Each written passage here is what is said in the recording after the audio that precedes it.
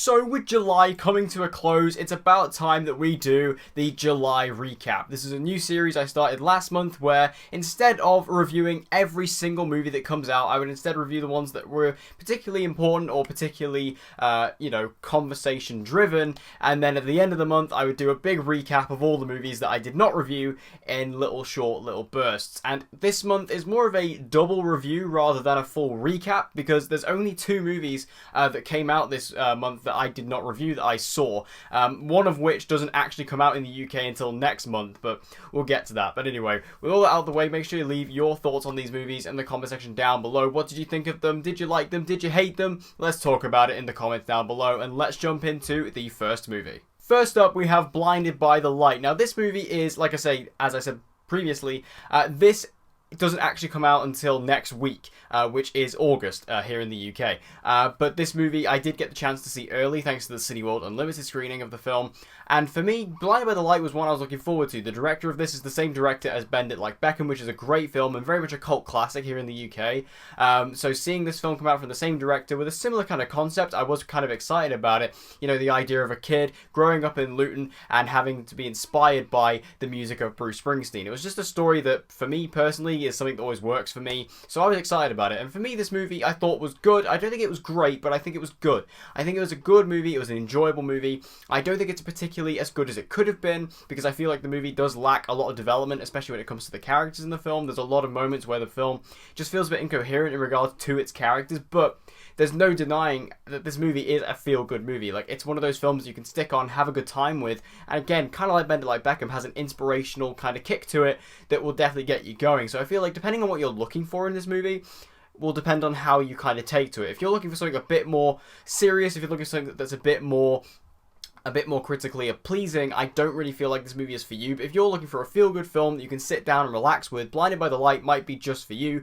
because that movie definitely works in that regard. I feel like the lead of the movie, was good enough. I've not really seen him in many things, but I don't really feel like he was the strongest at times, but still definitely a good performance nonetheless, and definitely carried the movie. And of course, the music is fantastic, and I just enjoyed the story of it overall, and I feel like the pacing was good. I feel like overall the movie was good. It was enjoyable. Could have been better, but still good nonetheless.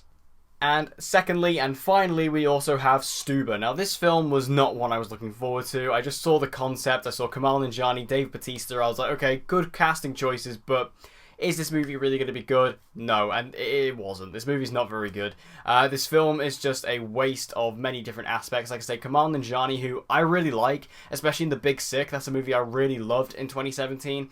He was just wasted in this movie and just not as funny as he should be. And Dave Bautista was just Dave Bautista in the movie. Like, they were just basically playing the toned down versions of themselves. You thought they maybe would have been toned up, but no, they were toned down, and it was very, very disappointing in that regard to see that. The film, while the concept is interesting enough of having an Uber driver taking on a cop and getting involved in it, it's just something we've kind of seen before. And obviously this movie being a comedy, it just wasn't that funny. I will say I was kind of consistently chuckling throughout the movie, but that's the point. It's chuckling. There was no moment where I laughed out loud in the film, and that's kind of a big crime when it comes to being a comedy movie, especially with Kamal Nanjiani, who I find really funny. He didn't really make me laugh in this movie, and that's a real shame. And Dave Bautista as well, who we've seen in, Guardians of the Galaxy and the Avengers films, can be really funny. Again, here, just not that funny. It just didn't work for me, really. And the biggest crime in this movie is that it completely wastes Iko Uwais. Iko Uwais, every time he gets cast in a Hollywood movie, I always get really excited because I'm like, yes, this is the guy from The Raid. This is the guy from The Night Comes For Us. This is the guy who can just deliver some awesome action sequences. And every single time he's used, both in Mile 22 and also in this movie, completely wasted, completely sidelined. And again, in this movie, he doesn't even have any martial art fights.